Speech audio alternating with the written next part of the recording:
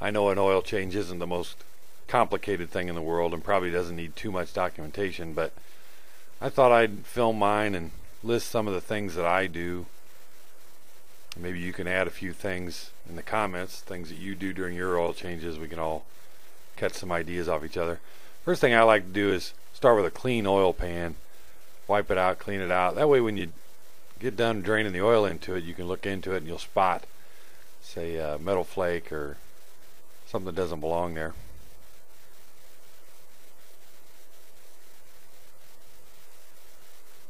And then while I let the oil drain, I usually grab my grease gun and hit all the grease zerks.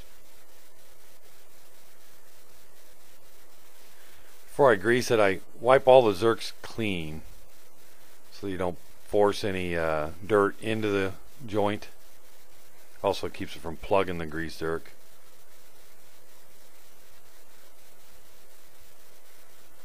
I just pump in enough grease that the boot around the joint gets firm. I do them at the end of the drag link and at the end of the tie rods. And then this Jeep has zerks on the top ball joints as well. So I guess the grease zerk was invented and patented by Oscar Zerk in the 20s. I had to look that up because I didn't know whether it was Zert or Zerk, but it's Zerk, Z-E-R-K, grease fitting. Anyway, same thing on the passenger side. Tie rod ends, drag link end, steering arm or pitman arm, top ball joint. You can probably do the top ball joint when you rotate the tires too, but I don't know. It's easy enough underneath here with my oil change pit.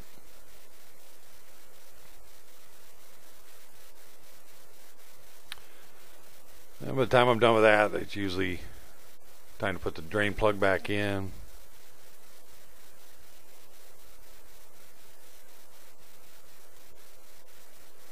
Wipe all that off and torque it down.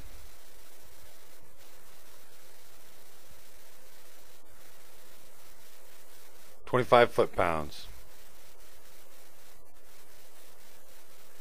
No more.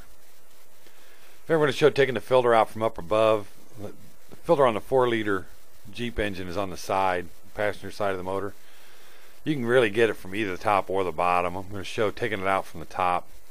I loosen it with a filter wrench.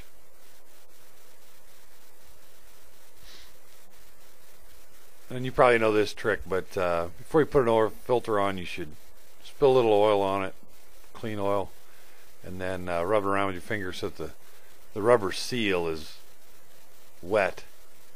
When you put it on, it'll keep it from binding, breaking, so on. Here I'm showing it, putting it back in from underneath. The 4-liter 6-cylinder Jeep engine requires 6 quarts of 10W30 oil, 5W30 if you're going to use it in real cold climate. Anyway, get it close, then check the oil, pull the stick, wipe it, put it back in, pull it out, get a good read.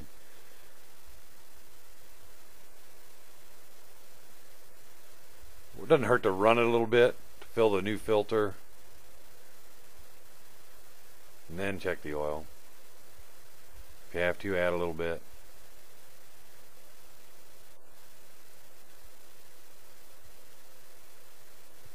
Make sure you get all the drips wiped off, because it will smell like oil if you don't. And then with the engine running, go ahead and start it. Check transmission fluid, another dipstick back behind it. Pull it out, wipe it off, put it all the way in, pull it back out. If you can get a good read off of it, not sure, do it 2-3 times.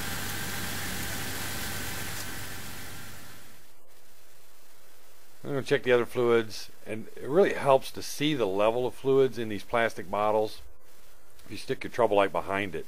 So radiator fluid or coolant and windshield wiper fluid, if you stick the trouble light behind it, you can see the level line a lot easier. Mine was low on wiper fluid. I'm going to check the power steering fluid too. Same as oil and transmission. Move it, wipe it off, put it in, pull it out, get a good read. Should be between the lines.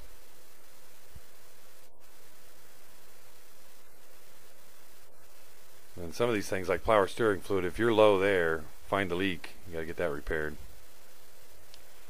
Check the air cleaner. It's off to the passenger side of the vehicle. A bunch of clips. Pull it up.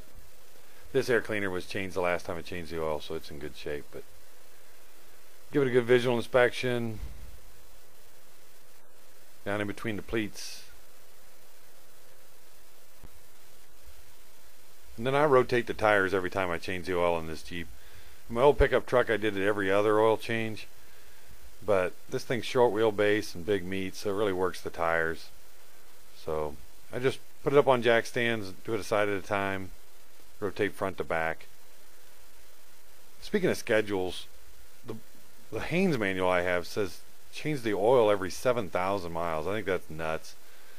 I aim for 3,000, usually ends up being about 3,500 before I get it done. I'd like your ideas on how often you think oil should be changed.